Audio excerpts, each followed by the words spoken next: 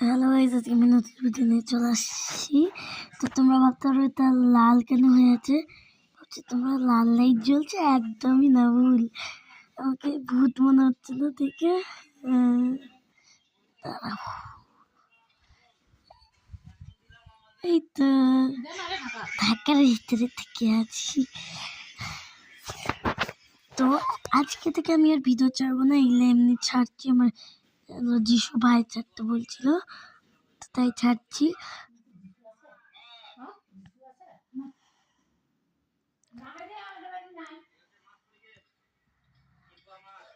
তো